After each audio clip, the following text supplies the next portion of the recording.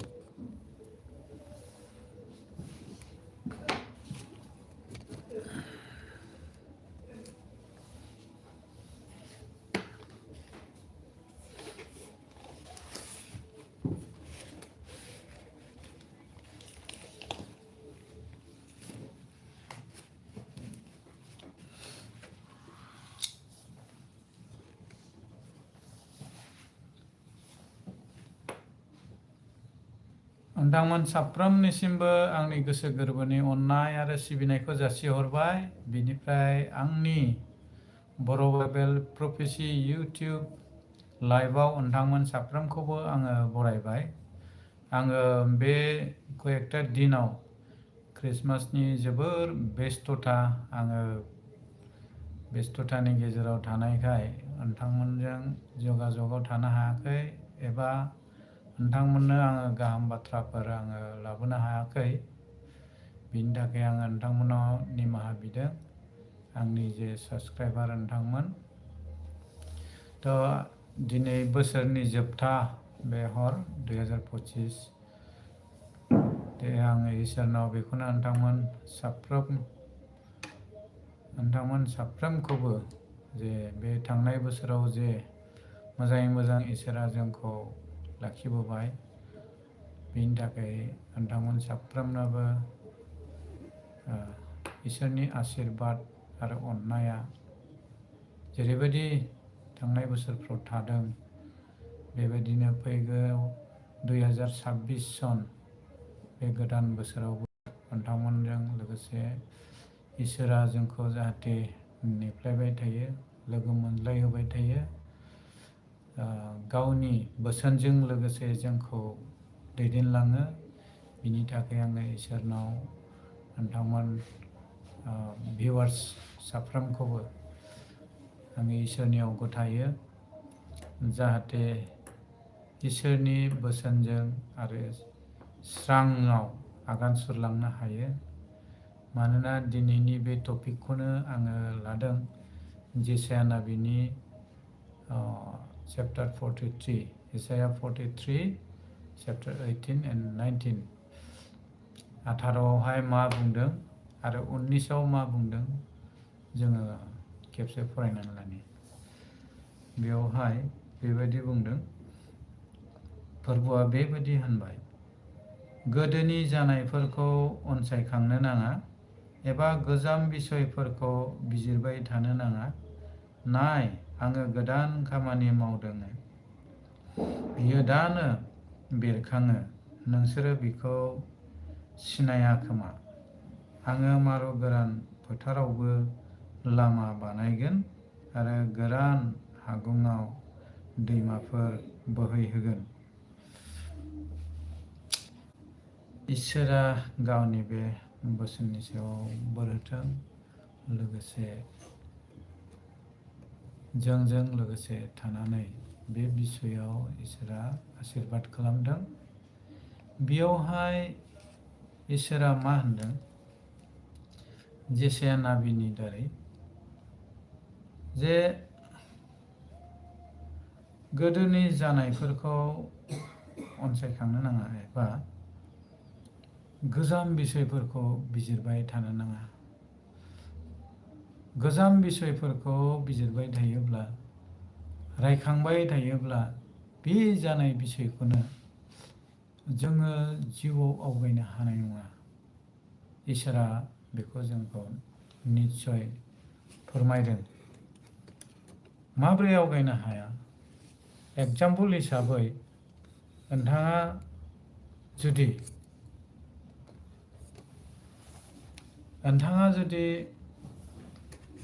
बेहेरबारि एबा बालाहामा गारियाव जेब्ला नोङो हान्थिगोन बे हान्थिनाय समाव जायगायावनो जायगा आगाना थाबाय थायो थुद्रुब थाबायनाया जेरै एरनाय नङा बै गोदोनि बिसयखौनो बिजिरै बिजिरै उननि बिसयखौनो रिपिट खालामबाय थायोब्ला मा जागोन जायगायावनो जायगा थाबाय थागोन जोङो जिउआव उन्नति जानाय नङा बेनिखायनो इसोरा बुंदों गोजाम बिसयफोरखौ इसोरा बिजिरनो थाखाय माना खालामदों बे जाहैबाय मोनसे गोजाम रदायनि बिसय दानिया जों गोदान रदायनि बिसयावबो जों बे बिसयखौ मोनो नामा निस्सय गोदान रदायावबो बे बिसयखौ मोननो हायो बेखौ जोङो 2 Korinथनि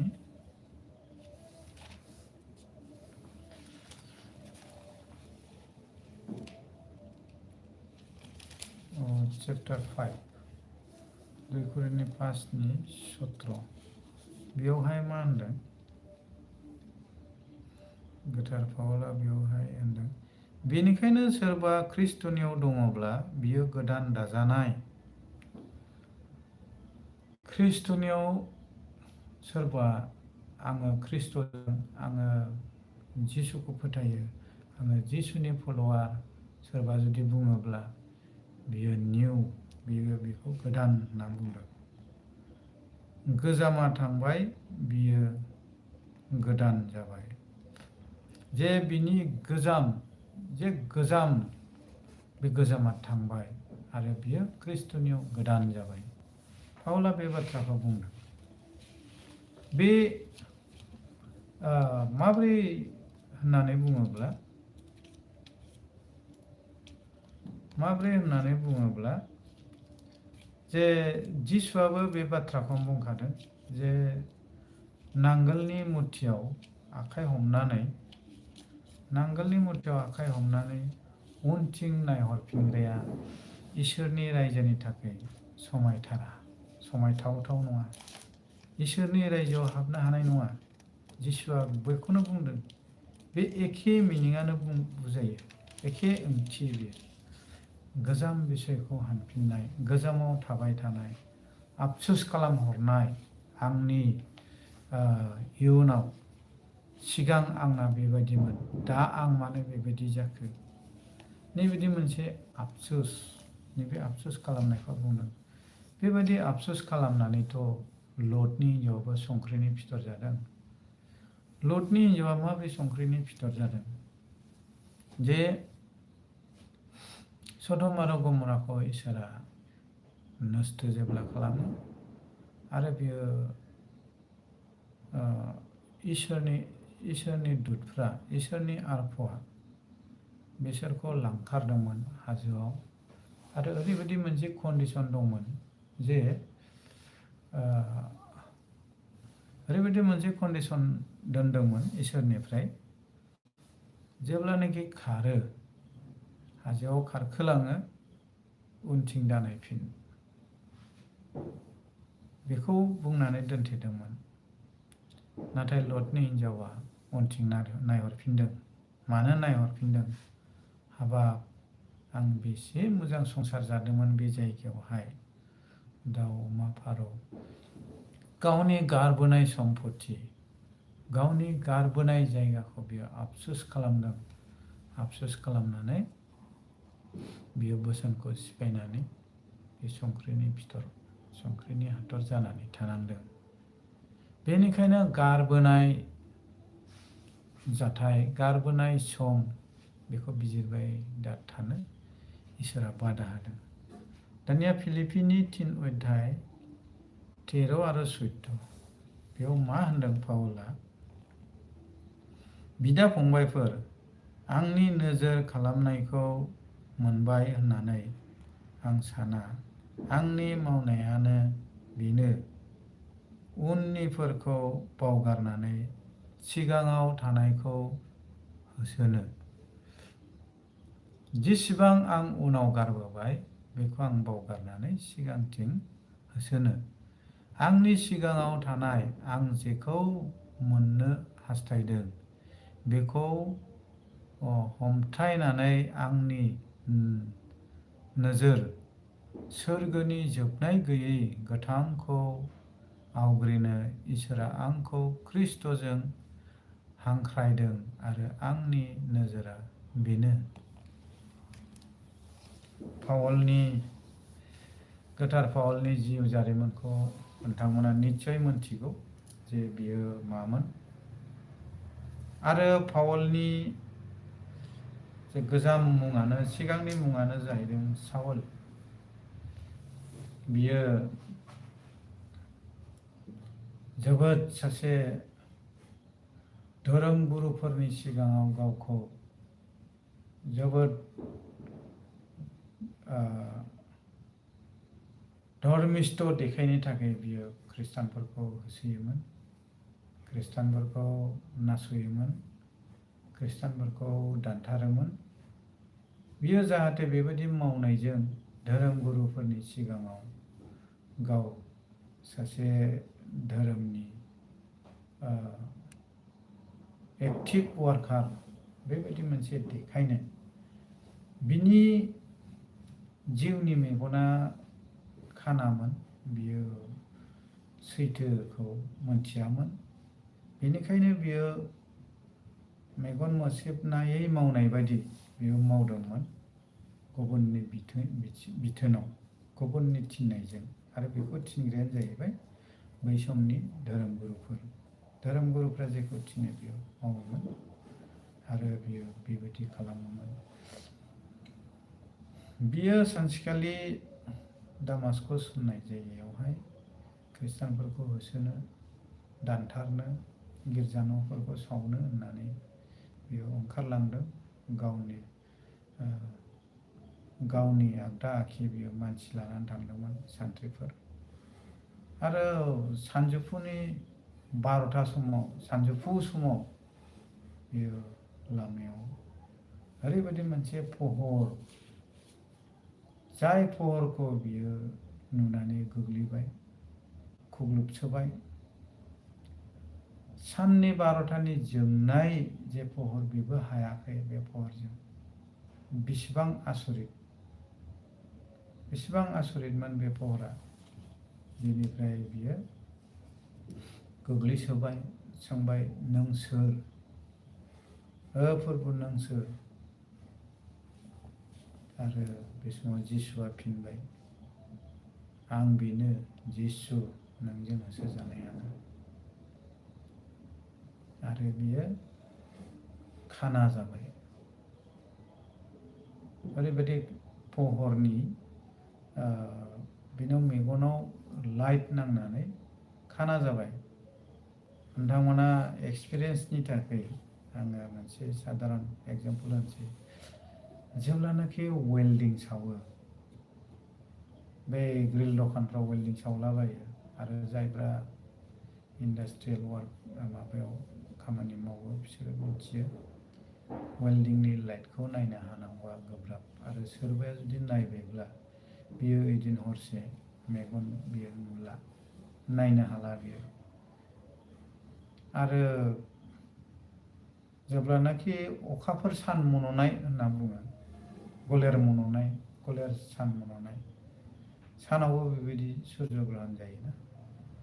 जेब्लानाखि साना फांथेनानै एसेल' थायो, बै समावहाय मानसिफोरखौ बेयाव नायनो बादा होयो। थ' बे लाइटनि जे रिफ्लेक्सन, बे रिफ्लेक्सना मेगननि बै फिसा फिसा रोदाखौ फोथैयो, बुथारो, जायनि फलाव बियो बिदि नुनाय नङा, बियो साननैसोआ नुनाय नङा। थुद्रुक जिसुनिफ्राय जे जोंनाय ओंखारदों जे फहर, बे फहरा पावलखौ सानथाम खाना जाहोदोंमोन। आरो बधय बियो सानथामनि बांसिन थागौमोन, खारन बियो सानथामनि उनावहाय बियो गुनु जाफिनदों। खारन थ' सानथामनि उनावहाय जिसुआ बेखौ नुहोफिनदों। थ' पावला बुंनो सानदों मा, बै समाव जे गावनि घटनाफोर जानाय, बे जानाय सम माबाफोरखौ बियो मा होनदों, आंनि सिगां समाव जानाय जे आंनि मावनायानो उननिफोरखौ बावगारनानै सिगाङाव थानायखौ होसोनो, उनाव जिखिनि जादों बेखौ बियो बावगारजोबनानै सिगाङावसो होसोनो। आरो बियो मा होनबाय, सिगाङाव थानाय आं जेखौ मोननो हास्थायदों बेखौ हमथायनानै आंनि नोजोर सोरगोनि जोबनाय गैयै गोथांखौ आवग्रिनो इसोरा आंखौ ख्रिस्ट'जों हांख्रायदों। आरो आंनि नोजोरा बेनो, थांखिया बेनो। जेब्लानाखि जों गोजाम बिसयआव थाबाय थागोन, जोङो जिउआव डेभेलप जानाय नङा। जे आंनि जिउआव बेबायदिमोन, आंनि जिउआ ओरैबायदि सावगोनांमोन, आङो बेबायदि अबस्थायाव दंमोन, बेखौ सानबाय थायोब्ला बै समावनो थाबाय थागोन, बेनिफ्राय आवगायनो हानाय नङा।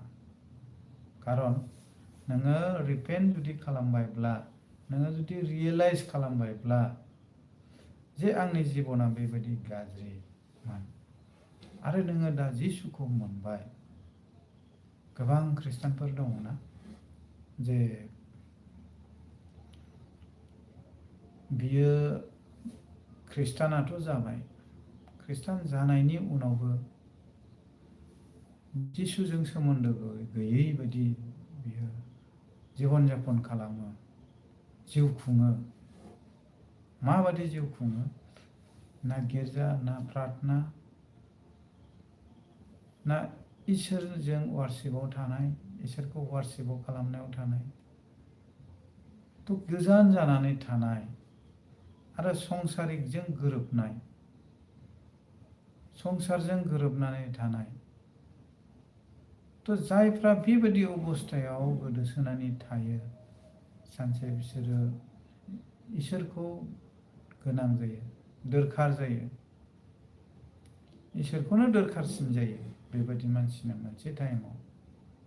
आरो बियो जेब्ला रिपेन्ट खालामो, अब्ला बिनि नोजोरा बै सिगांनि अबस्थायाव नङा, नाथाय ख्रिस्ट'जों लोगोसे सोरगोआवहाय इसोरनि रायजोआव हाबनायनि जे लामाखौ ख्रिस्ट'नि दारै मोनबाय, बेखौ होसोनायासो पावला जोंखौ बानजायदों। खारन पावला आरो बुंबावदों,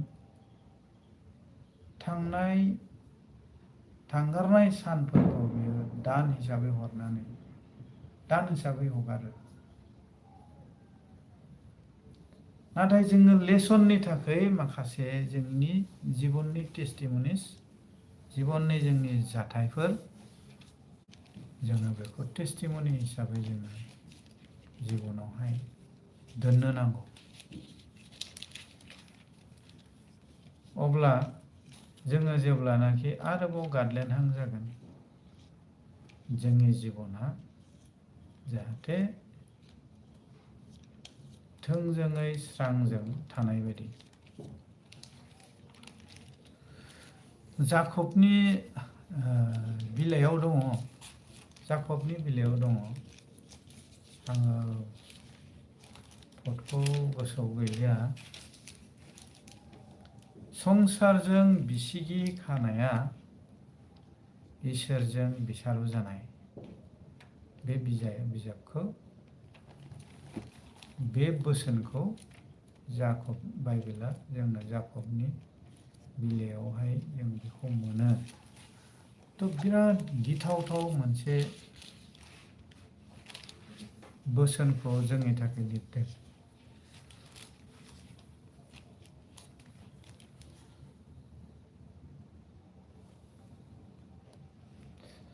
फोथायजायैफोर, नोंसोरो मिन्थिया नामा संसारजों बिसिगि जानाया इसोरजों बिसारु जाज्लायनाय होननानै?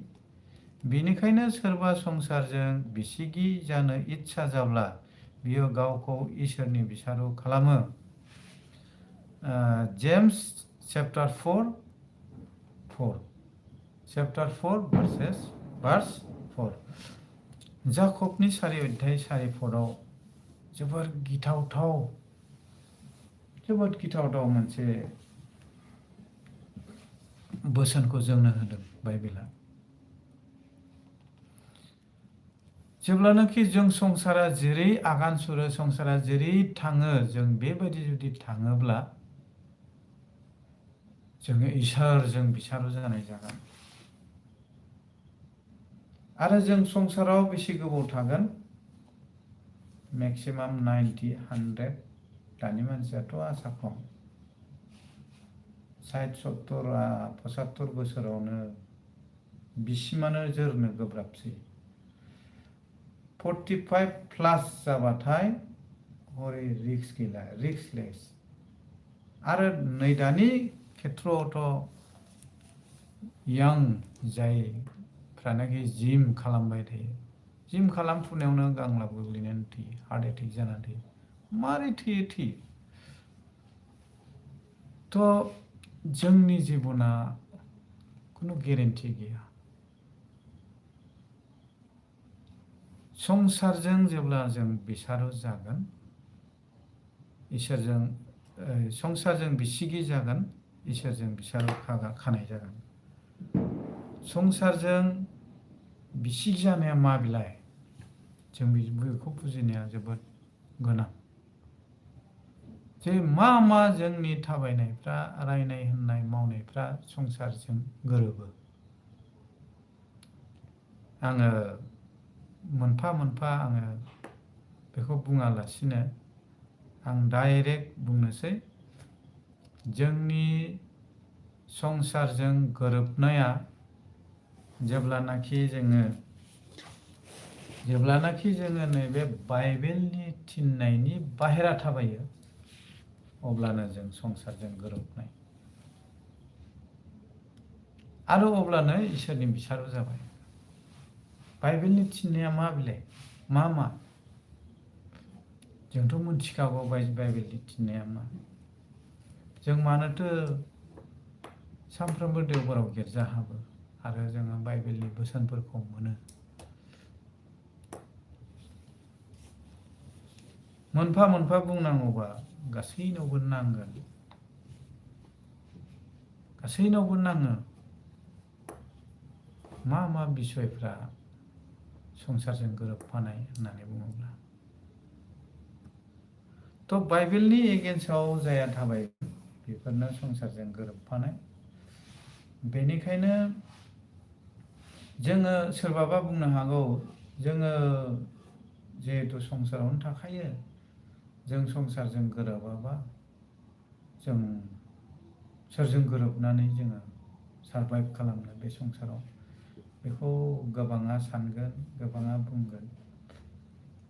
नाथाय इसोरनि जे दास, इसोरनि जे खामानि मावग्रा, इसोरनि रायजोनि थाखाय, जिसुनि मिनिस्ट्रिनि थाखाय जायफ्रा खामानि मावो, बिसोरबो संसाराव थानानैनो मावदों। बेनिखायनो जिसुआ संसाराव मानसि महरै जोनोम लाफैदों। नों माबोरै सारभाइभ खालामनांगौ बेखौ फोरोंनो थाखाय।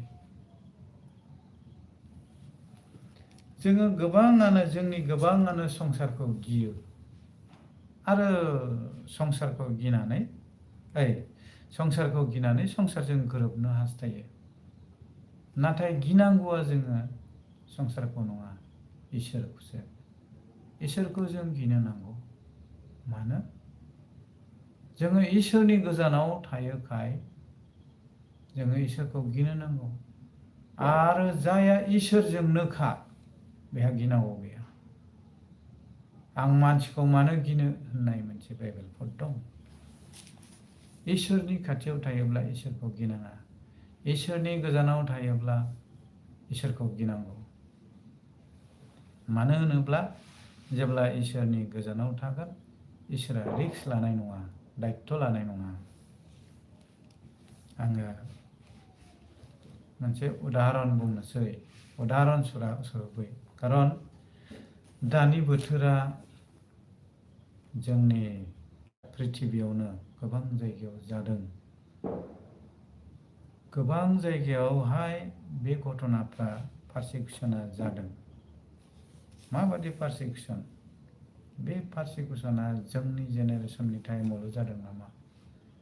जोङो हिस्टरियाव नायोब्लाबो मोनगोन, बाइबेलाव नायोब्लाबो मोनगोन, आरो जोंनि जिउनि बासायगिरि स्वयं जिसु ख्रिस्ट आरो जोङो ख्रिस्टियान होननानै बुङोब्ला जिसु ख्रिस्टआनो जोंना गुदि, आरो बेखौनो सैताना दानफायनो हास्थायदोंमोन, बेखौनो बुथारदोंमोन, क्रुसाव होदोंमोन। सैताननि बादिब्ला ओइदिननो जोबनांगौमोन।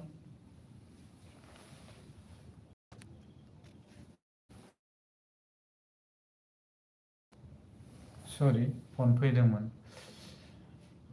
सैताननि बादिब्ला जेब्ला जिसुखौ बुथारो अब्लानो जिसुनि मिनिस्ट्रिया जोबनांगौमोन। आरो जिसुनि चेलाफ्रा 12 जन, आरो बे 12 जनाव 11 जनाबो बुथारजादों, आरो जायहा दुइसिनथार जहन, जायहा नुजाहोजानायनि बिजाबखौ लिरदों, जहन, नुजाहोजानायनि जहन, बेखौबो थाव साराय गिदिराव थाव ग्लाब ग्लाब फुदुंनानै बेयाव सोमब्रदोंमोन। बोरायबायमोन बियो, जहना। थाव गुदुङाव सोमब्रबाय, जेबो जायाखिसै, ओंखायनो बेखौ रावबो थांस'यै जायगायाव मोनसे दिपआव दोनहैबाय। बोरायखाबायबो बियो, थैथोंसै होननानै। थ' पारसिकिउसन जे जहननि जिसुनि 12 जन चेलाफोरखौबो सैताना मानसिनि दारै बेबायदि नासयदों, बुथारदों। अब्लाबो जिसुनि मिनिस्ट्रिया बै समाव जोबनानै थाङाखै। मानो?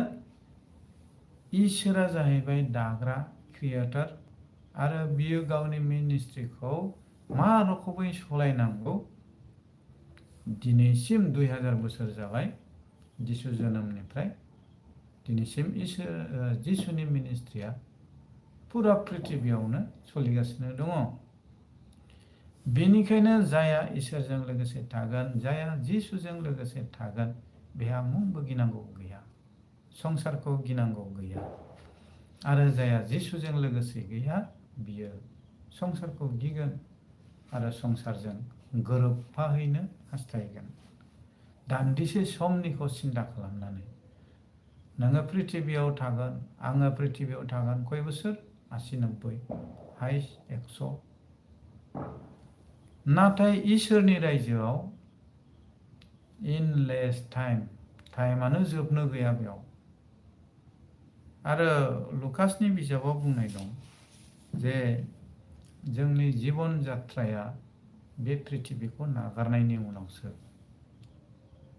बे पृथिबिखौ नागारनायनि उनावसो जोंनि जीवन जात्राया आरम्भ जागोन, स्टार्ट जागोन होननानै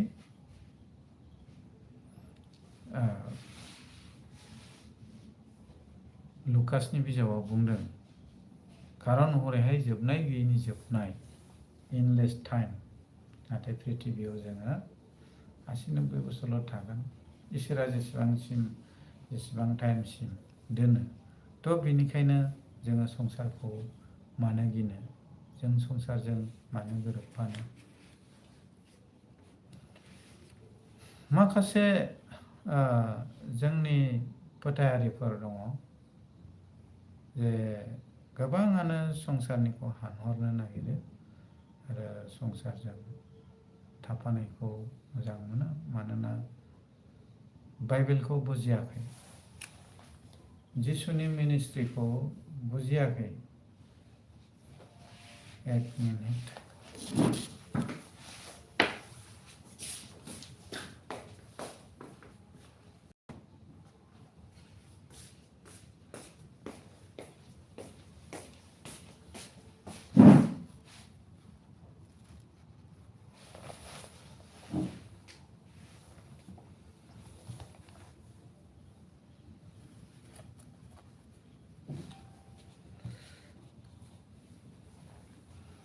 आं मोनसे बिसयखौ गोसोखांदों जे बर्तमान सिटुएसन जे बुहुमाव जानाय पृथिबियाव जानाय पारसिकिउसन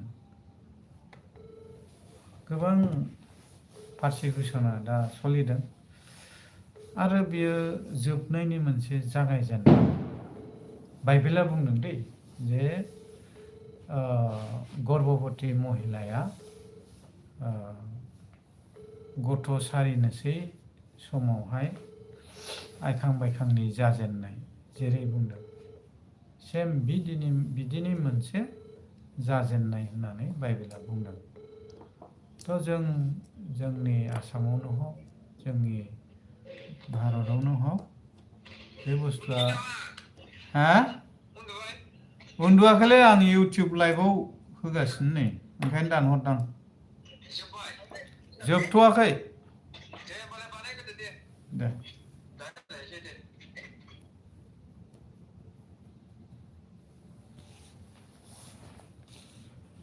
थ'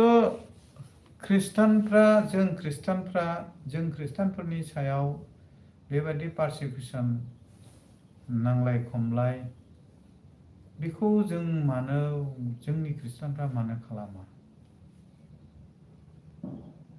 सोरबाया माबा मोनसे खालामबाय बेबायदिनो क्रिसमासनि साजायनाय बुफायनाय बुसिनाय बहाबा गिर्जा सिफायनाय बहाबा फादारखौ बा पास्टरखौ धमकि होनाय मानाय जों बेफोरखौ ससियेल मिडियायाव नुदों आरो जों खृष्टानफ्रा बिनि एगेन्स्टआव प्रटेस्ट खालामनो मानो प्रटेस्ट खालामा? मानो खालामा? बाइबेला जोंखौ पारमिसन होआ। बाइबेला जोंनो पारमिसन होआ। मानो? जाया खालामगोन नोंबो बे हाखरावनो गोग्लैहैगोन। बे हाखरावनो गोग्लैहैगोन मिन्स जिसु ख्रिस्ट'आ क्रुसनि सानिफ्राय बुंदों गावखौ जाय सान्थ्रिफ्रा बुथारदों बे सान्थ्रिफोरखौहाय नायनानै बुंदों आफा बिसोरखौ निमाहा हो मानोना बिसोरो जेबो मोनथिया बिसोर मा खालामदों गावसोरनो जेबो मोनथिया निमाहा हो मोनथियोमोनबा निस्सय खालामनाय नङामोन। बेनिखायनो बिसोरो मा खालामदों बिसोरनाव बे गियाना गैया इसोरनि गियाना गैया बेनिखायनो बिसोर बेबायदि खालामदों मोनथियैयावसो खालामदों आरो जोंनि इसोरा सोरबा मोनथियैयाव पाप खालामोब्ला बेखौहाय निमाहा होयो आरो मोनथिनानै पाप खालामसोमोब्ला बे निमाहा गैया जेब्लासिमनाखि गाव निमाहा लाया। बेनिखायनो मोनथियै समावहाय बिसोरो बेबायदि खालामदों। बेनिखायनो जों मा खालामो जे जोङो प्रार्थना खालामो आरोखि बिसोरनि थाखाय प्रार्थना खालामो आरो जोङो बिसोरनि थाखाय प्रार्थना खालामनांगौ। मानो? माबायदि होनना प्रार्थना खालामनांगौ? आफा नोङो बिसोरनो गियान होदो नोंनि रायजोआव जाहाथे बिसोरबो हाबनो हायो नोंनि गियानखौ जाहाथे बिसोरबो मोनो। खारन सासे मानसिया गुबुन सासे मानसिनि माब्लाबाबो सुथ्रु जानो हाया। मानो हाया? रायलायनो रोङोना जोंनाव बिबेक दङना जोंनाव गियान दङ जोंनाव नलेज दङ जोंनाव बुद्धि दङ। जोङो बै जुनारफोर बायदिथ' नङा रायलायनो रोङै जे मासे सैमाया सोङोब्ला नोङो गियान गोनां रायलायनो गोरों जानानै बेजों सोंफानानै नोङो बेजों जुद्ध'आव नांगोन नामा? नों गियानि नोङो बुजियो नोङो बुजिनानै नों बेजों जेब्लानाखि बेजों बेबायदि खालामफिनगोन नोंबो बे एखे केटेगरियाव गोग्लैहैबाय। आरो सानै मानसिया जेब्ला बुलायो रावजोंबो लोगो लाया होनदों इसोरा रमनि बेसेबांबा दंमोन। सानै मानसिया जेब्लानाखि बुलायगोन सासेजोंबो लोगो लाया इसोरा। रेफारिमेन बल खेला टीमाव जेरेखम जाज खुनु टीमजों बे लोगो लाया जाय फाउल खालामगोन बेखौ रेफारि सुगोन जाय गोरोन्थि मावगोन बेहानो पानिशमेन्ट दं बेनिखायनो जिसुआ बुंदों आफा साबमिसन इसोरनाव गारसोना होनांगौ खारन इसोरा बुंदोंना फाल्था लानाया नोंसिनि खामानि नङा फाल्था लानाया आंनिसो खामानि बे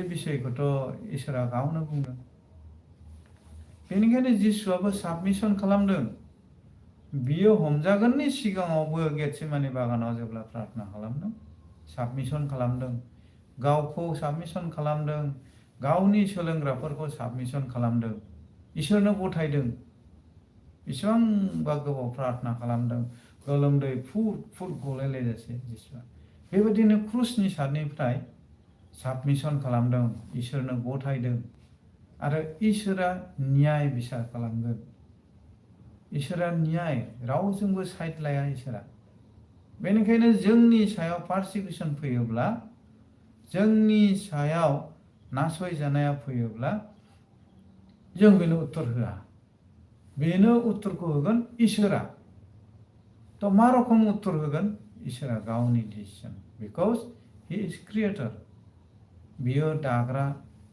इसोरा सोरजिग्राखाय बियो जेखौ गोसो बेखौ खालामनो हायो जोङो सानो मा इसोरा जोंखौ अनथ्रा नामा इसोरा जोंखौ मानो अना नामा बिसारफोरनि आखायाव जोंखौ मानो गथायखो बिसारफोरनि आखायाव जोंखौ गथायो ना जोंसो पापी नामा बिदि बायदिसिना जोंनि गोसोआव साननाय फैयो बायदिसिना गोसोआव साननाय फैयो नाथाय जेखि खालामा इसोरा गाव मोनथिगौ मानोना जोंनि बे एसेल' फोथायनायजों सोरगो रायजोआव हाबनांगौआ जोबोद गोब्राब जिसुआ बुंदोंना जे बिजि खोमानि गुदुंजों उटनि हाबनायासो आल्थुआसिन जागोन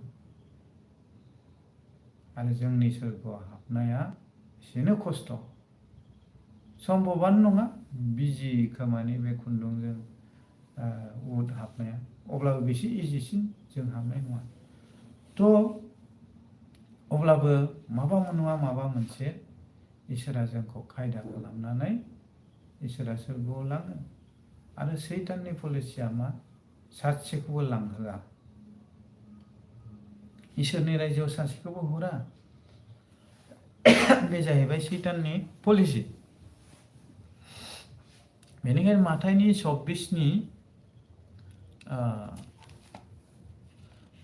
26नि ओरैहाय फरायलाङोबा गाहायाव मोनगोन जे इसोरा बे समखौ फुसुङामोनब्ला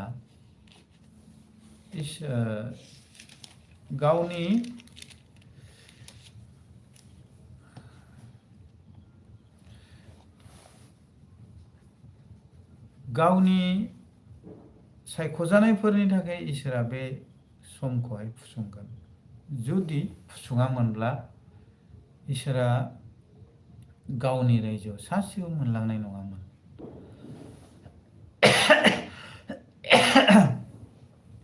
बे बाथ्राखौ जिसुआ बुंदों दै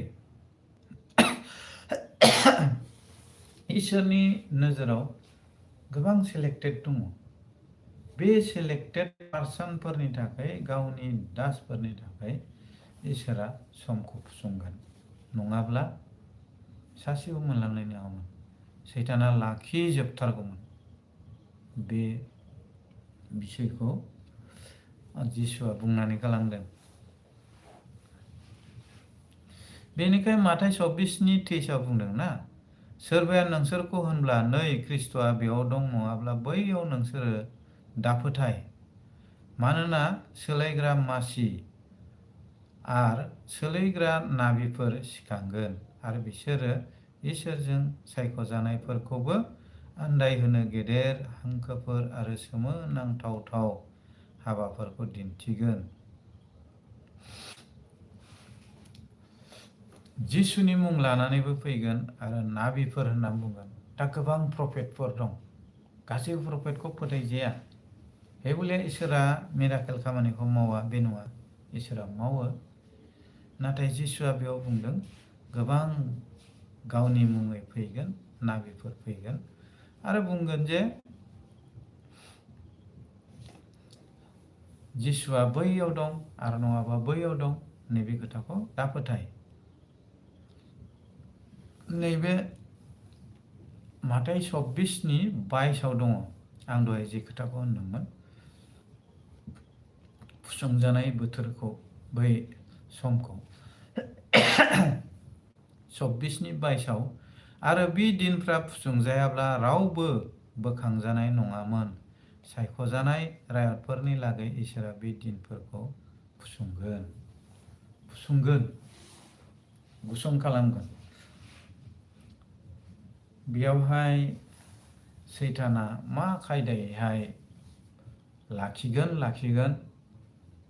नाथाय जोंनि फोथायारिफ्रा जुदि सिरि मोननानै थायाबा, हुसियार जायाबा, आन्दाजखौनो मोननाय नङा। मा फर्मुला खालामनानै सैताना गोबाव बोसोरनिफ्राय बेखौ प्लेनिं खालामबोबाय थादों। सैताना गोबाव बोसोरनिफ्राय प्लेनिं खालामदों। ओरैबायदि प्लेनिं खालामदों जाहाथे बियो सासेबो मानसिखौ जाहाथे इसोरा मोनलाङा, बिनि मोनसे पलिसि खालामगासिनो दङ। जायनि फलाव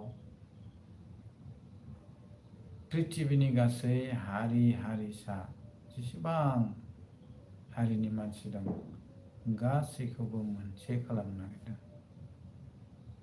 बेबायदि मोनसेखौ सिगाङाव बियो खालामनो हास्थायखांखाबाय।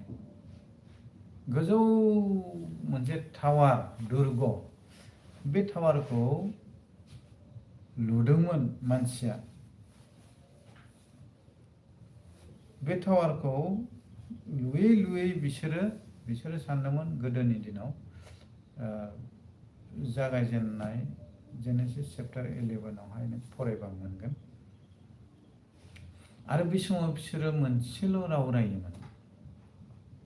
बेसेबांबा गोजौ लुखोलांबाय आरो बिसोरो लुयैनो बिसोरो जोङो मोनसे हादोर आरो जोङो मोनसे राव आरो जोङो मोनसे जायगायाव थानाय, बेबायदि बिसोरो पलिसि बानायदोंमोन। नाथाय इसोरनि उद्देश्य नङा दे बियो। पृथिबिया जुदि दिनै बुङोब्ला one world, one religion, one currency, बेबायदि जुदि बुङोब्ला बेयाव सानदो इसोरनि पलिसि गैया। जेब्ला आदम हवाखौ दानानै इसोरा बोर होयो, बे समावनो बुंखादों नोंसोरो संसाराव जोलैफोर एरहोदो आरो बुंफबहोदो। एखे ब्लेसिंखौ नहनि फेमिलिनो होदों। नहनि आमोलाव सिगांनि संसाराव जेसेबां मानसि दं गासैखौबो बुथारजोबनानै दैबानाजों इसोरा नहनि फेमिलिखौ संसाराव बुंफबहोदो, बोर होनानै आरो खेबसे बोर होबावदों। रिपिट। आरो बे दुर्ग बेबायदि जेब्लानाखि बिसोरो टावार लुयो, इसोरा बुंबाय जे बिसोरखौ सेरखाय बेरखाय खालामदो। सेरखाय बेरखाय खालामनानै दानिया मा जाबाय, बिसोरो सासेया गुबुन सासेनि रायलायनायखौ बुजिला, बिदि जाबाय।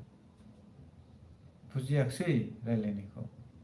बेबायदिनो बुहुमनि गोबां जायगायाव गोसारबाय, गोसारनानै गोबां राव, हारि बेबायदि जाबाय, उजिबाय। जागायजेननाय 11 अध्याय बेसेबांबा फर' दं बेयो।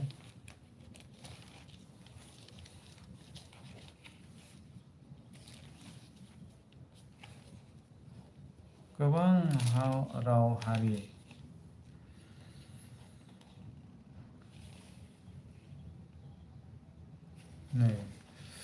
बेखौ आं फरायथारनोसै। गासै प्रिथिबिया राव आरो गोजौ लिरनाय दं बाबेलनि गोजौ दुर्ग माने टावार। गासै प्रिथिबियाव राव आरो रायनायफ्रा मोनसेल' रावमोन। आरो बे समाव मानसिफ्रा सानजाथिङै दावलाङै बिसोरो सिनार हादराव दाबसे समान जायगा मोननानै बेयावनो खामिदोंमोन, बे जायगायाव थानो हमदोंमोन। अब्ला बिसोरो गावजों गाव होनज्लायदों, फै जोङो इथा दानानै अराव मोजां सावनि। आरो बिसोरो अन्थाइनि बदल इथा आरो आलकाट्रानि बदल सुनिखौ बाहायदों। आरो बिसोरो होनज्लायदों, फै जोङो गावनो लागै गंसे नोगोर आरो नख्रां नांजासे गोजौ दुर्ग लुनि। जोंहा बेजों नामदांखा जागोन। नाम खालाम सान्दों। दा प्रिथिबिनि बहाबा कान्ट्रियाव बेबायदि टावार गिदिर लुयो। जोबोद गिदिर आं जायगानि नामखौ लाला। नाथाय बेबादि खालामब्ला जोङो गासै सेरखाय बेरखाय जालांगोन। नाथाय बेबादि खालामाब्ला जोङो सेरखाय बेरखाय जालांगोन। आरो फोरबुआ मानसिफोरजों लुजानाय बि नोगोर आरो गोजौ दुर्गखौ नायनो ओंखारबोदों। इसोरा नायनो ओंखारबोबाय। अब्ला फोरबुआ होनबाय, नाय बिसोरो मोनसे समाज आरो बयनिबो रावा मोनसेल'मोन दे रावा। प्रिथिबियाव मोनसेल' रावा दा सोलियो। एसे खेल लालां इंलिस। आरो सेस्था खालामदों, हाजोबाखै खिन्थु। आरो बिसोरो बेखौ मावजेनबाय। बिसोरो दानिया जेखौ मावनो हास्थायगोन बेफोरनि मादाव मुंबो बिसोर मावनो हाया जानाय नङा। इसोरा बुंदों दे, बिसोरो जेखौ हास्थायगोन बेफोरनि मादाव मुंबो बिसोरो मावनो हाया जानाय नङा। मावोब्ला हागोन। फै जोङो थांनानै बिसोरनि रावखौ गुलाय गुजाय खालामनि। इसोरा गोसो जानानै बिसोरनि रावखौ गुलाय गुजाय खालामनो होननानै बुंदों। अब्ला बिसोरो राव रायज्लायनायाव गावजों गाव बुजिलायनाय नङा। बेबादिनो फोरबुआ बिसोरखौ बि जायगानिफ्राय गासै प्रिथिबियाव सेरखाय बेरखाय खालामदों। फुरा प्रिथिबियाव सेरखाय बेरखाय खालामदों। प्रिथिबियाव सेरखाय बेरखाय खालामदों। अब्ला बिसोरो बि नोगोर लुनायखौ नागारदों। बे नोगोर बानायनायखौ बिसोरो नागारनानै प्रिथिबियाव सेरखाय बेरखाय जादों। बेनिखायनो बि नोगोरनि नामखौ बाबिल दोनदों। मानोना बेयाव गासै प्रिथिबिनि रावफोरखौ फोरबुआ गुलाय गुजाय खालामदों। आरो फोरबुआ मानसिफोरखौ गासै प्रिथिबियाव सेरखाय बेरखाय खालामदों। फोरबुआ गासै प्रिथिबियाव सेरखाय बेरखाय खालामबाय। आरो मा रावनि उजिखो? बर'आबो उजिबाय बे समावनो। आदिबासि उजिबाय। सोरबा सासेसो जुदि नायदोंब्लाबो बे पइन्टआ नोंथांनि जिबननि थाखाय जोबोद गोनां। बे बिसया। खारन ससियेल मिडियायाव दा बिराद भाइराल जादों, गोसारदों। ख्रिस्टमासाव मानो बर'नि ट्रेडिसनेल ड्रेस गाननानै गुबुन हारिनि मोसानायखौ मानो मोसादों? बे आरो बै गुबुन आदिबासियाबो बे खोथाखौ बुंदों। नाथाय बै समावथ' मोनसेल'मोन रावा। इसोरासो गुबुन गुबुन बानायदों। इसोरा गुबुन गुबुन राव रायग्रा जाथिफोर बानायहोबाय। बेयावहाय आदिबासि थाबाय, बर' थाबाय, हिन्दीबासि, एसामिस, बेंगलि धोरोमनि बेलायाव मोननैल' हारि दै, मोनसेया जाहैबाय हौवा, मोनसेया जाहैबाय हिन्जाव। आरो जोङो जाथिनि बेलायावसो आदिबासि, बर', राभा, गार' बायदि बायदि। बे समावसो ट्रेडिसनेला। सेरखाय बेरखाय खालामाबा मा जागोन? जेब्लानाखि गंसे गारिया एक्सिडेन्ट जाना हाखराव गोग्लैयोबा बे गारियाव थानाय गासैबो पेसेन्जारा हाखराव थांजोबगोन निस्सय। इसोरा बेनिखायनो मा खालामबाय, बिसोरनो आलदा आलदा आलदा आलदा आलदा खालामनानै सोरबा सुपार, सोरबा ट्राक, सोरबा अट', गुबुन गुबुन गारि, सोरबा ट्रेनजों, सोरबा फ्लाइटजों, सोरखौबा हेलिकप्टारजों, सोरखौबा नावजों, बेबायदि जिउनि ट्रेभेल खालामनो थाखाय सुबिदाखौ होबाय। बे हाखराव थाङोब्ला बबेबा मोनसे थाङोब्ला गुबुनाथ' बासायगोन। इसोरनि उद्देश्यआ बे। नाथाय सैताना बेखौ पलिसि खालामफिनबावदों। सैताना ओरैबायदि पलिसि खालामफिनबावदों, दा बुहुमाव मोनसेल' राव जानांगौ, बेखौ सेस्था खालामगासिनो दं। जेरेखम दा जों इंलिसनि रायलायो, आरो दा ओरैबायदि एडभान्स जाबाय टेक्न'लजिया, एआइआ जों बर'नि बुङोब्ला बे बर'खौ ट्रेन्सलेट खालामो। इजराइलनिफ्राय गावसिनि हिब्रु राव रायोब्ला इन्डियाआवहाय हिन्दीनि ट्रेन्सलेट जाफैयो। मोनसे राव सेस्था खालामगासिनो सैताना। थ' one nation, one world, one government, सरकाराबो मोनसेल', कारेन्सि वान, गासैखौबो मोनसे खालामनो नागिरदों। मोनसे माबाजोंनो लांनायनि सेस्था खालामदों। एगजामपोल हिसाबै मोनसे बासाव थिखोनानै, आरो सैताना बे बासखौ नाख्लायहरगोन हाखराव। नाथाय इसोरा टाइमखौ गावनि सायख'जानाय रायतफोरनि थाखाय बे समखौ फुसंगोन। सैतानाथ' दा प्लेनिं लागासिनो दं। जुजिगोन बे सैताना। गोबां इसोरनि सायख'जानायफोराबो बेयाव आन्दायहोजागोन। बे बाथ्राखौ भबिष्यतबाणी होना बुंदों। आरो नैबे बाबिल नोगोरखौ सैताना लुफिनगासिनो। आरो बै समनि टावार लुनाय स्टाइलै नङा, गुबुन मोनसे स्टाइलै, जेखौ आं दा बुंदों, प्रिथिबियाव मोनसेल' राव, मोनसेल' कारेन्सि, मोनसेल' नेसन जे बानायनो नागिरदों, नैबेखौनो मा होनदों? बाबिल नोगोर। आरो बे बाबिल नोगोरा आरो खेबसे गोग्लैबावगोन। बेनिखायनो नुजाहोजानाय 17 अध्यायाव 18 अध्यायाव बुंदों बाबिलनि गोग्लैनाय। रेभेलेशन चैप्टारनि 18आवहाय बाबिलनि गोग्लैनाय। दानि बाबिल नोगोरा बै गोदोनि जेनेसिस चैप्टार 11नि स्टाइल नङा। दानि बाबिल नोगोरा एसे आलदा स्टाइल। गासैखौबो इउनाइट, गथा मोनसे खालामनाय नैबे दानि स्टाइलनि बाबिल। नैबे बाबिलाबो गोग्लैगोन।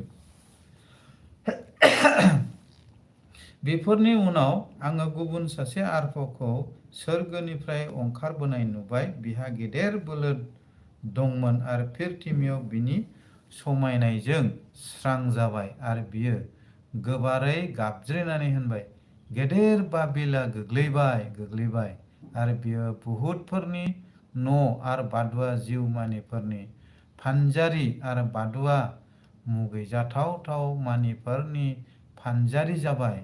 मानोना फोलेरमानिफ्रा बिनि बिसाय हाग्रा खानायनि जोंफ्रुनाया द्राखा बिदैनिफ्राय लोंबाय, आरो हानि राजाफ्रा बिहि हाग्रा खाबाय, आरो हानि फानबायग्राफ्रा बिनि देलायनायनि उसिग्लायनायजों गोनां गेदेर जाबाय। आर आङो गुबुन फंसे रावखौ सोरगोनिफ्राय बुंबावनाय खोनाबाय, आंनि हादरनि मानसिफोर, नोंसोरो बिनिफ्राय ओंखारबोदो, नोंसोरो बिनि पापफोराव लोगो जाफायै बादि आरो नोंसोरो बिनि साहोनायफोरनिफ्राय मोनफायै बादि। बे बाबिल नोगोराव जे थानाय बिसोर जे मोनगोन साजा, बे साजाखौ जाहाथे नोंसोरो मोनफाया, बिनि थाखाय बाबिल नोगोराव थानाय नोंसोर बिनिफ्राय ओंखारबो। इसोरा एपिल खालामदों बेयाव। सोरगोनिफ्राय बेबायदि आवाज मोनसे मानसिफोरनो एपिल खालामहरदों, बे बाबिल नोगोरनिफ्राय ओंखारबो।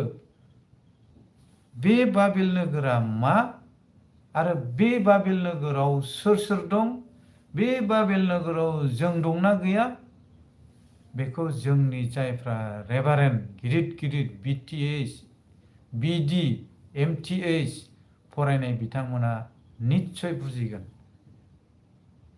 बेनिखायनो आं बिथांमोननाव फंसे खोथा सोङो, प्रेक्टिकेलि सोङो, बे बाबिल नोगोरा मा बिलाय? आरो बे बाबिल नोगोराव जों दं नामा? इसोरा बुंदों रेभेलेसन चैप्टार 18 नि 4 पदआव बुंदों, आंनि हादरनि मानसिफोर, नोंसोरो बिनिफ्राय ओंखारबोदो, नोंसोरो बिनि पापफोराव लोगो जाफायै बादि आरो नोंसोरबो बिनि साहोनायफोरनिफ्राय मोनफायै बादि। बिसोर जे साजाखौ मोनगोन जाहाथे नोंसोर मोनफायै बादि बिनिफ्राय ओंखारबोदो। दा जों ओंखारबोनो हादों ना हायाखै, ना दङ, बा जों बिनिफ्राय साइड जानानै सारभाइभ खालामनो जोंहा मा साइड वे दं? जोंहा माबा मोनसे गुसेब लामा दं साइडजों, ना गुवार लामा दं? किसुमान मानसिफ्रा जोंनि गोजौनि माखासे फोरोंग्राफ्रा बुङो, नोङो जिखि पाप खालामनानै थैया मानो लिबारेल क्रुसखौ मोननांगौ। बाइबेलाव लिरनाय दं ना गाव बानायनाय? नैबे बाइबेल बिरुद्धि जेब्लानाखि सासे गिदिर दैदेनगिरिया बुङो, अब्ला नोङो मोनथिदो, जिसुआ बुंदों, बाइबेला बुंदों, सोरगोनिफ्राय आरफा फैनानै नोंखौ बुङोब्लाबो दा फोथाय।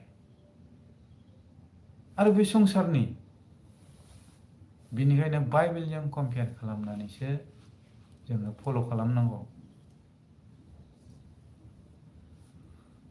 जोङो बाबिल नोगोराव दङ आरो बे बाबिल नोगोरनिफ्राय जोंखौहाय ओंखारनो थिनदों, ओंखारबोनो थिनदों, एपिल खालामदों बाइबेला।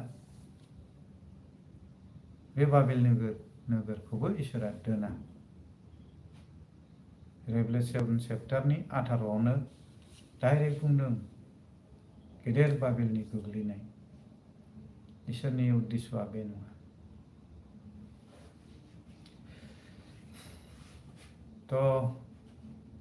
आंनि जे साबस्क्राइबार भिउवार्स नोंथांमोन, नैबे रेभेलेसन चैप्टार 17 आरो 18 बिराद गोथौ बिसय बियो। आं जे बिसयफोरखौ नै दा आङो बेखौ आं उनाव इसोरा जुदि आंनि दारै बेखौहाय खिन्थाजानो हास्थायोबा इसोरनि गोसो, आङो दिनै बे बिसयखौ बेखिनियावनो दोनबाय। आरो आङो सिम्पोल मोनसे बिसयखौ आङो बुंनो सानदों। रेभेलेसन चैप्टार जेनेसिस चैप्टार 11आव जे गासैबो रावा मोनसेमोन, निस्सय हारियाबो मोनसेमोन, आरो गुबुन गुबुन राव रायग्रा इसोरा जाहोबाय, खालामबाय। बेनिनो गेजेरावहाय जों सावथाल थाबाय, बा आदिबासि, नेपालि, बर'। दा इसोरनि रायजोआवहाय जोङो मोननैल' पृथिबियाव थानाय जे इसोरनि रायजोनि थाखाय हांखुर जानाय मोननैल' हारि, धोरोमनि बेलायाव हौवा आरो हिन्जाव। आरो सोरगो रायजोआव मोनसे हारि जागोन, सोरगो रायजोआव अनलि वान। मानो जिसुआ बुंदों, जिसुनाव बै सादुकाय फारिसाइफ्रा सोंदोंमोन, सासे हिनजावखौ 7 जन बिदा फंबाया हाबा खालामदों, सासेया थैबाय आरो उननिया हाबा खालामबाय, बेबो थैबाय आरो बे हिनजावखौनो 7 जना हाबा खालामबाय, सोरगोआव बे सोरनि हिनजाव जागोन? जिसुनाव जेब्ला सोंदों, जिसुआ बुंदों सोरगोआव बेबायदि हाबा होलायनाय गैया, हाबा होलायनाय जानाय नङा बेखौ होनदों। मानो जाया? सोरगोआवहाय संख्या बारायनांगौनि दरखार गैया। संख्या बारायनांगौआ पृथिबियावसो। आदम आरो हवाखौ दानानै इसोरा बोर होना बुंदों, नोंसोरो जोलैफोर एरहोदो, संसारखौ बुंफबहोदो। जेनेरेसन जोलै बांहोनो थाखायसो हौवा आरो हिनजावखौ बानायदों। जुदि नोंथाङा आरो मोनसे प्रमाण एभिडेन्स जुदि बाइबेलनिफ्राय नांबावगौबा, जेनेसिस चेप्टार 6 जागायनाय जेननाय 6 अध्यायाव सोरगोनि बिसाफ्रा, इसोरनि बिसाफ्रा फैनानै मानसिनि बिसा हिनजावफोरखौ ओरैबायदि समायना नुबाय आरो बिसोरो समायना नुनायखाय जायखौनो गोसो हाबा खालामदों। सोरगोआव हिनजाव थायोमोनब्ला बिसोरो पृथिबियाव फैनानै हाबा खालामनाय नङामोन। खारन बिसोरो एथ' मूर्ख नङा जे जोबनो गैयै गोथांखौ नागारनानै आङो बे हायाव फैनानै आङो पाप खालामनानै इसोरजों साजा मोननो। इसोरा बेसेबां पावारफुल बिसोर मोनथिया नामा? जों मानसिनाव जेसेबां गियान दं, 100,000 गुन बिसोरनाव सक्तिबो दं, गियानबो दं। बे बिसयखौ मिथिनोब्ला बुक अफ इनक नोंथांमोना बेयाव फराय। जेसेबां मोन्थोर फोरोंग्रा बे सोरगोनि दुतफ्रानो गाव गावनि हिनजावफोरनो फोरोंदों आरो फिसाफोरनो फोरोंदों। सोरखौबा देलायनो फोरोंदों, सोरखौबा मन्त्र रायनो फोरोंदों, सोरखौबा भौगोलिक एस्ट्रलजिनि बेफोरबादिनि फोरोंदों। पृथिबियाव जिखिनि सोलियो गासैबो टेक्न'लजिखौ बिसोरनो नलेजखौ होजोबदों, सोरगोनिफ्राय बे दुतफ्रानो फैनानै। गोबां बिसय दङ जाय बिसयफोरखौ जोङो 1% मोनथिया। थ' सोरगोआव जुदि हिनजाव थाखायोमोनब्ला बे सोरगोनिफ्राय फैनाय दुतफ्रा मानसिनि फिसाखौ हाबा खालामनाय नङामोन निस्सय।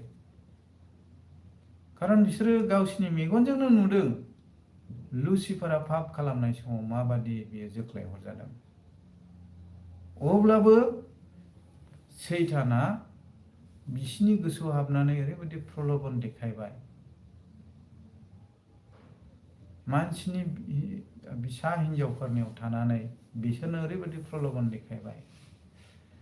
पृथिबियाव बै समाव स्कलारफोरनि बुंनाय बादिब्ला नै दा जेसेबां पपुलेसन दं पृथिबियाव, नहनि आमोलनि दै लोमनायनि सिगाङाव बेसे पपुलेसन दंमोन। खारन हागुङाव गोबां मानसि जानायखाय गोबां सुबुं एरबायमोन।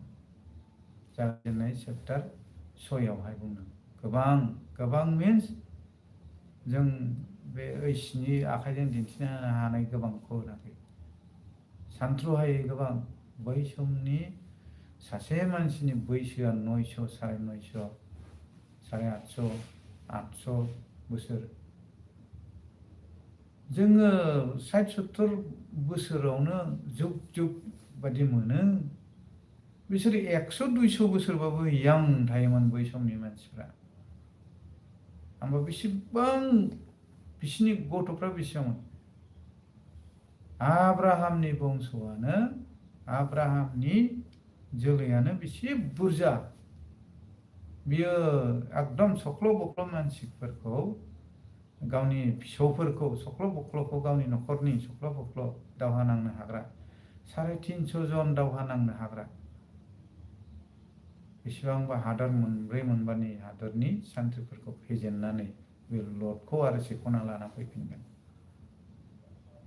तो बै नह'नि आमोलनि सिगांथ' आरो 900 800 एथ' इसोरा ओरैबायदि स्ट्रं दादोंमोन बै समनि मानसिखौ पापाव गोग्लैनायनि उनावबो 900 बोसोर गाहाम जोरदों।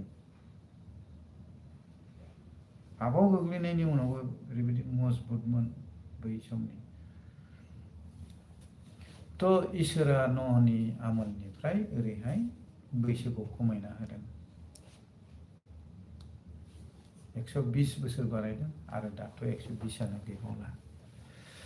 तो जोङो धोरोमनि बेलायावबा जोङो मोननैल' हारि, जोङो सावथालनिखौ मोसाया, आदिबासिनिखौ जों मोसानो मोना, बेबायदि जोंखौ बाइबेला थिना। तो बेजों जों थांनो नाङा। नाथाय हारि हिसाबै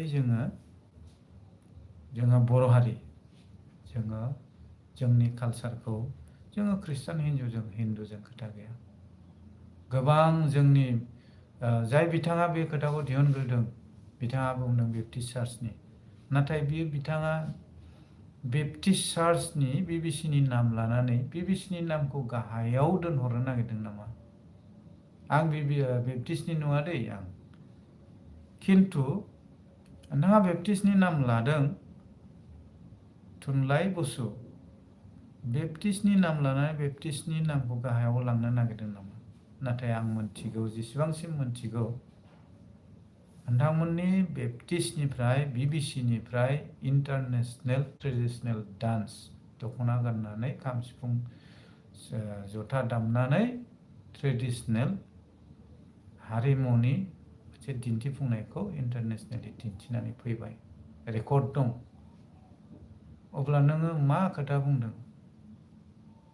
बागुरुम्बाया जोंनि हारिनि मोनसे ट्रेडिशनेल डान्स, बेखौ मोनसे कालचारेल प्रग्राम दिन्थिफुंनाय बै समावहाय दिन्थिगोन।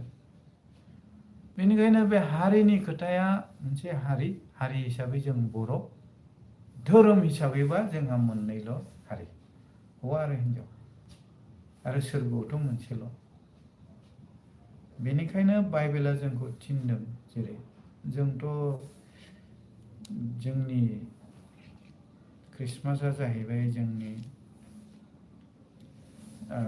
जिउनि बासायगिरि जिसुनि जोनोम सान, बेखौ फालिनायाव जोङो जिखि रावजों रंजाया, जोङो ग्रीक रावजोंबो रंजानानै बाख्नायनो हागौ, जोङो हिब्रुनि राव हालेलुया होननानैबो जोङो रंजानो हागौ, बा सावथालनिबो रंजानो हागौ, नेपालिनिबो, एसामिस, हिन्दी, इंलिश, गासिबो जिखुनु रावजों जों रंजानो हायो। बेयावहाय रावबो हारिया होबथानांगौ जेबो माबा गैया। मोनसे हारिया गुबुन मोनसे हारिखौ सोंखारिलायनायनिबो खोथा गैया। तो धोरोम हिसाबै हारिया मोननैल', हौवा आरो हिन्जाव। बेखिनिखौनो आं दिनैहाय लाइभखौ फोजोबबाय। गोजाम बोसोरनि बयनिसिमबो नोंथांमोननिसिम आङो खुलुमनायखौ आरो खेबसे जासिहरबावबाय।